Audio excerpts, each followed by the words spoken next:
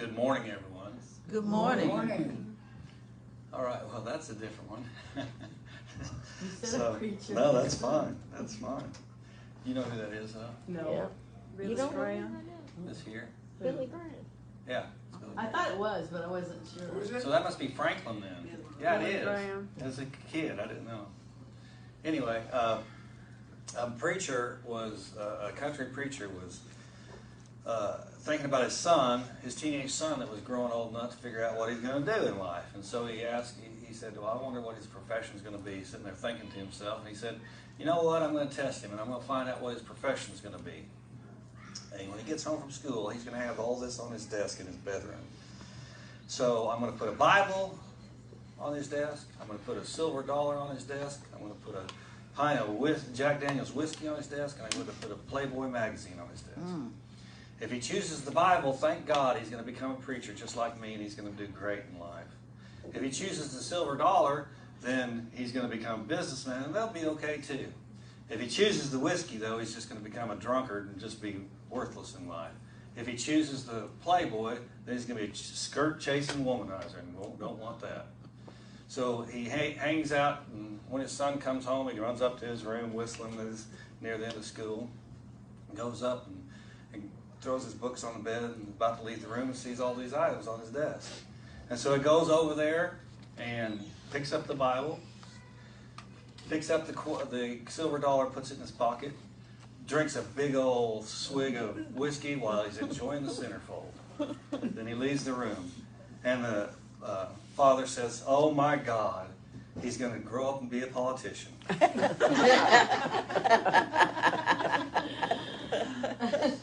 Oh, goodness. Okay. That's I a thought it was good one. pretty good. Yeah, That's when we need the symbol. Ding. Yeah. Anyway, how many people knew before they got here that the title of the lesson today was goodbye? A couple people. Yeah, okay, we good. know last Just week. a couple people got. Oh yeah, that's right. You were told last week. I forgot. Okay. Well, goodbye. See ya. No, what That I was good. Very good. Yeah, thank you. It's over. Enjoy this blessing. Thank you. Amen. It is a blessing. So goodbye, though, it surprised me. Maybe some of you all knew this, but I didn't know it. Goodbye is actually has religious connotations to it because it is a prayer, believe it or not. Goodbye started as a prayer. What happened was people back then would always say, instead of saying goodbye like we do now, would say, God be with you. And so it switched to, over time, switched to goodbye. And so it's, I've told Francie many times that I don't like to say adios because it's goodbye in Spanish. And I rather say hasta mañana or hasta luego, see you later, see you tomorrow, see you later. And so, but with this new understanding for myself of goodbye, I can say adios again. So anyway, goodbye though is great. Now I'll say goodbye more often though because it's a prayer. God be with you. And so it was kind of unique for me to find that out. I thought that was really cool. And so I looked up a lot of different things, and I was thinking about my focus shift between the last time I talked and today because of the fact that we have the Uvalde shooting. And that is, something that weighs a lot on people's mind when children get hurt or killed like that. And so I kind of put all this stuff together on studying what this is. So church, but what I was going to say was that church attendance, and all this kind of culminated into this one talk. Church attendance, though, kind of when it goes down, it seems like, and there's been studies on this, seems like seemingly bad people do bad things. Well, that may not be the case, but when I was looking up doing this research on things, I found people that had done extensive research on if you do people that go to church commit more crimes than people who don't go to church, and it depends on how you ask the question. But the consensus is that no, people that go to church do not commit as many crimes percentage-wise as people who don't go to church. And there's a reason. There's a reason, and I'll tell you that as we go along. But it seems like, though, when church attendance, and I would agree with this, actually, church attendance does go down, seemingly bad people, which we know there are no bad people. That's why I put seemingly. bad people do bad things. Because everyone needs to have a family unit. And I think that everybody knows here that if the reason that not mobs, but gangs get people to, how do gangs get people to join gangs? Violent gangs. How do they get people to join? They want a family. Because they're looking. The people that are joining are looking for something, and the people who are wanting them to join are giving something. And it's the same thing. It's a sense of family, a sense of belonging, a sense of being loved by someone, even though how false that love is. It's just like, when somebody has a relationship that is abusive. The abusee is thinking that that's how they're showing love, and the abuser is thinking that's how they show love. And it's because it's something that they've mislearned in their life before that.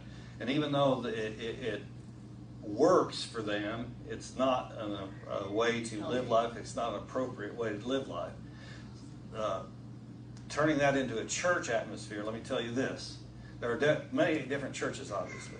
But what do they all teach? I'm staying in the Christian family. And so what do we all teach in Christianity? We all teach about something about Jesus. That's what our common denominator is. But there's other things. There's a lot of good stuff that we teach. And as far as all Christian churches. But there's also a lot of bad stuff that inappropriate and not true stuff that a lot of Christian churches teach. And so when someone is looking for a church to join, they may join because someone they know is there, or someone that they like the building. I've told you how I really enjoy Catholic churches for their pomp and circumstance. It's just that they have nice churches and ornate. Yes, thank you. And things like that. So what you're looking for is what you're going to find, but are you going to find the appropriate thing that we're talking about? Like, is it going to be true love? Is it going to be true family? What is it going to be? Is it going to be a true church? Are they teaching the right thing, the correct thing? And the good thing about churches, and I've said this numerous times, is that when all Christian churches will say, and some others will too, will say that we teach the gospel. Well, if everybody knew what the word meant, good news, then we would have to consider that when we leave church or when we listen to what we're hearing. So when someone says to you, well, you're going to hell in a handbasket, is that good news to you? No. I wouldn't think so. I wouldn't accept that. That's not my truth, and that's not the truth. So we have to consider it, and it's like the gangs, going back to the gangs, If someone said, you're included in this family, and then someone says, well, you need to go shoot somebody because they wronged me, is that a good thing? No, it's not a good thing. So you need to figure out yourself, and that's why we have the Christ within each one of us, to figure out what is good and what is not good. Internal consistency, this is a psychological deal. Internal consistency, and all these studies have found this out, internal consistency for living life by your belief system. So, in other words, we all live life by the belief system that we understand to be ours. Now, that can be a false belief system or it can be a true belief system. So if we are living our life as a gangster and shooting up people because whatever happened, they did us wrong or we needed their territory, whatever the reason is, they crossed our territory, whatever the reason is, that is still the belief system that they've learned on a superficial level. It's not the true belief system that they have within them. So, in other words, that's if I was a gangster, then I was shooting people. That'd be Warren shooting people. That wouldn't be the Christ within Warren that is shooting people. You follow me? Yep. So but there's a reason behind all this stuff. Is what I'm pointing out to you. So when we say, oh, that person's bad or that person is just no good, that isn't actually true. That's a superficial deal too. Because we're saying that someone has, what we're really saying from a Christ sense is that they haven't figured out that they've got the Christ within them yet, or they don't understand that yet. And there's a lot of examples of that, obviously. So this was really, really cool. I found this out. I don't know if you've seen this video or not, about a bison funeral. Bison, more commonly when I was growing up, was called buffalo. Did anybody see this video, Bison Funeral? what happened, it was beautiful, in my opinion. Their herd, they travel in herds. There's a big herd, and one of the older bison died when they were walking. And so they kept walking in the herd, and nobody really noticed that the older one had died. And so they heard some commotion behind the herd, though, and what it was some wolves coming to eat that bison. And so what the herd did is they all turned around, and some of them even chased those wolves away, but they all circled around that dead bison. And then a bear even came up.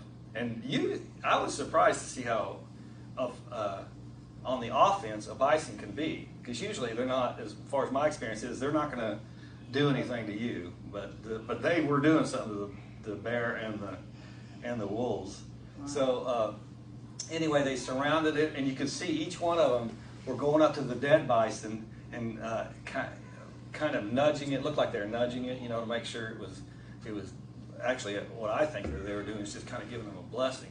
But it was so beautiful to see that all of them surrounded it, and all of them just wanted to say to the one that died, that it's okay, And so sometimes, in fact, this service that we're going to, I shared with you before, is when Ron was making his transition. I called and told him it was okay to let go. And so when I did that, though, within an hour, he made his transition.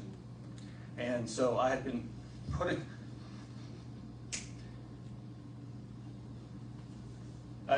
off that call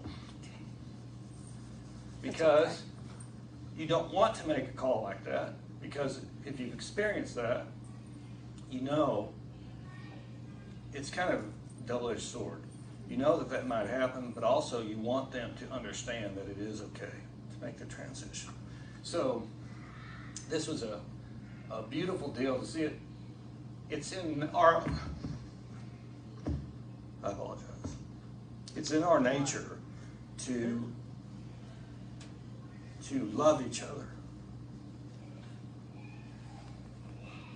It's in our nature to see each other as more than just a human being or an animal or whatever we're talking about. And when we do that, we can see more than just on a superficial level. And that is when we're truly understanding that the Christ in us, when we say namaste, the Christ in us is greeting and honoring the Christ in you.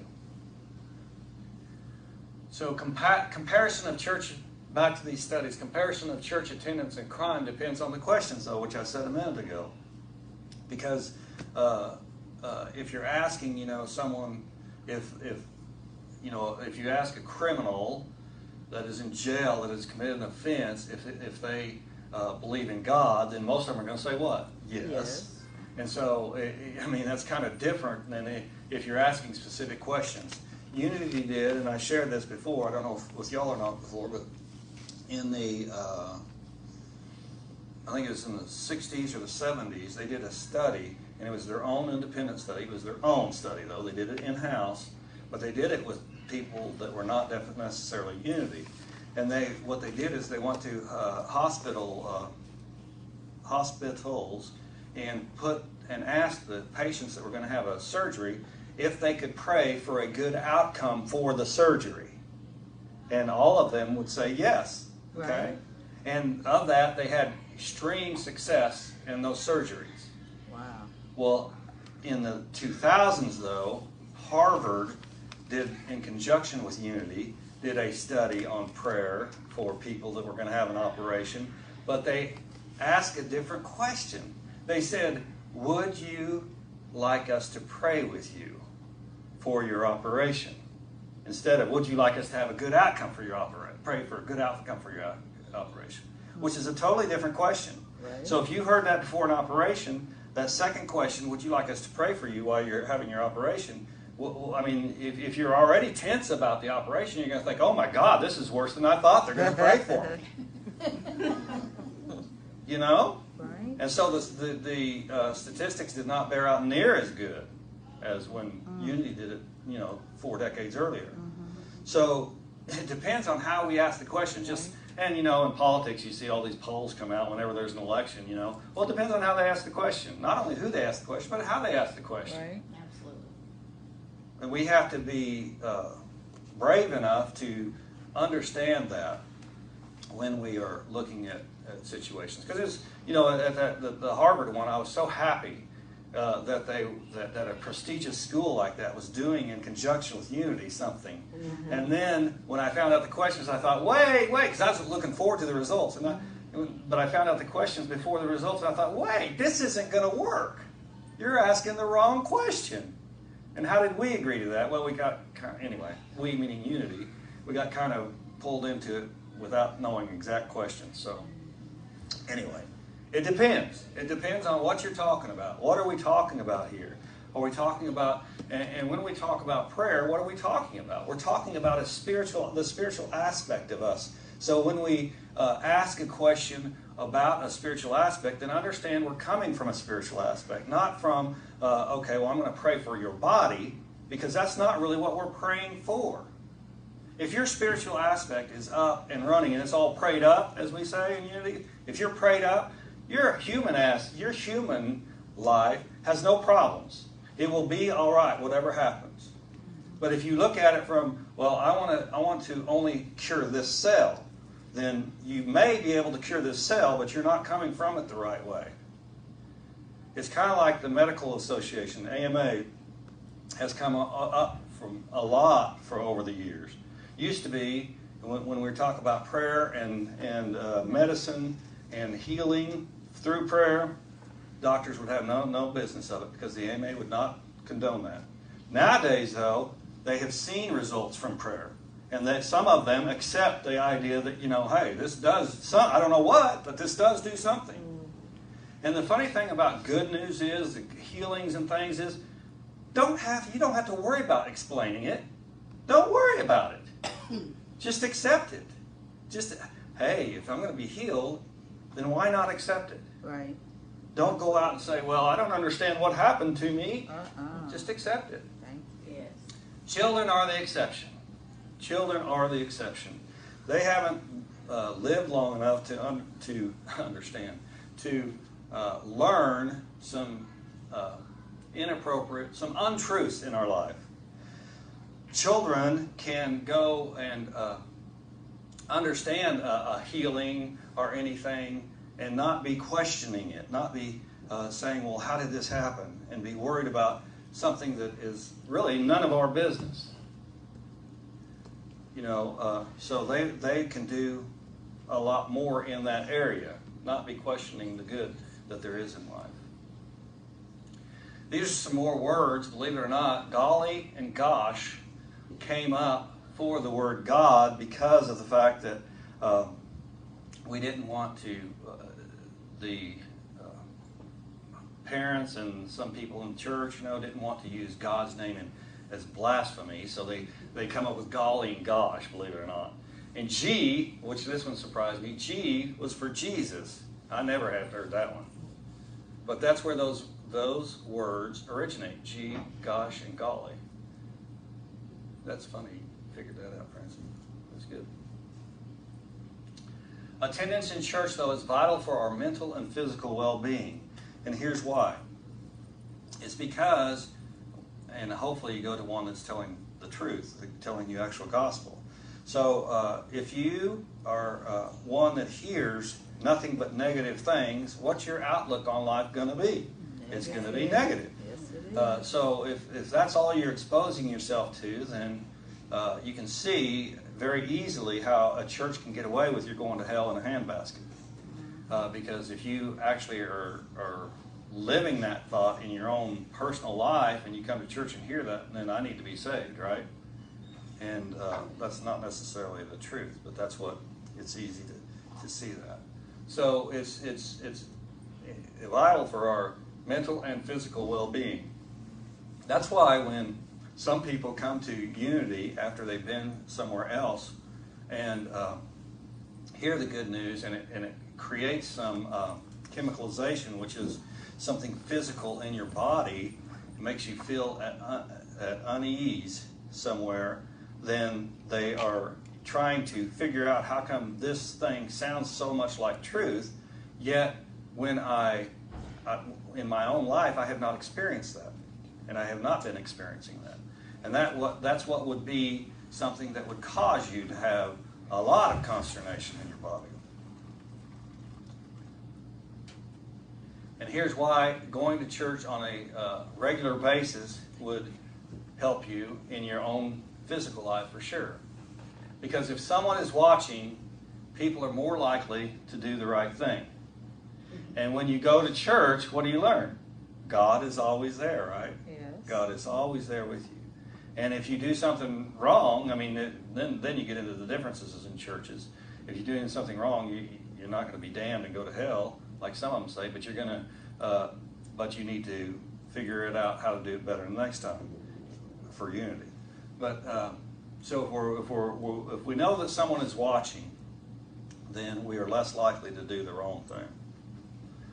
Like a young person in a gang, if their mom was watching and listening to that, they're probably not going to do those things. Mm-hmm. More than likely. People naturally want to help other people, though.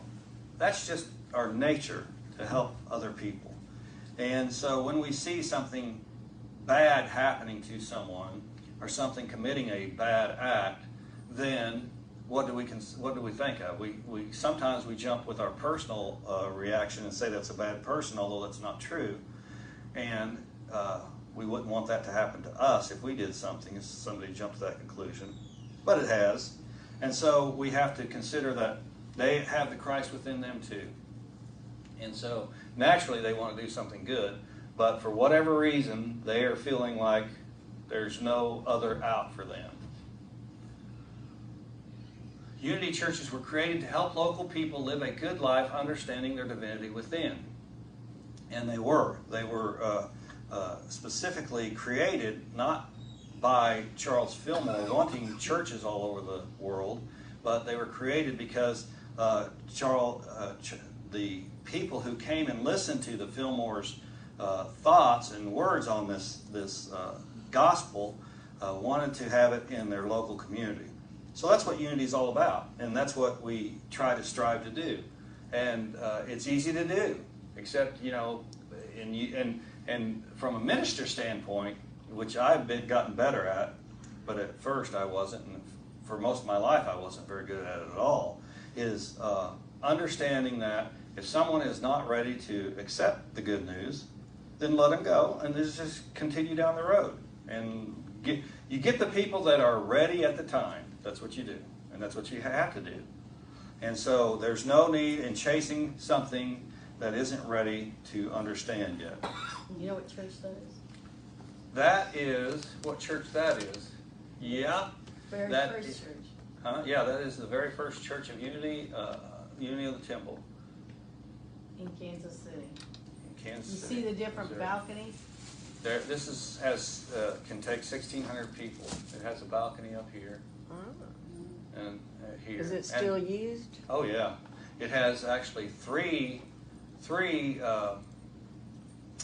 This is the biggest one. Three chapels. Sanctuaries. 3 chapels. Then there's another one that holds about 350, and then one that holds about 50. Yeah, about 50. So anyway, and then of course they have a lot of building around it too. And this is in the hippest part of Kansas City, right in the middle. It wasn't, of course, when we built it, it wasn't there. It was in the middle of nowhere. Anyway, it's great. So, understand the divinity within you.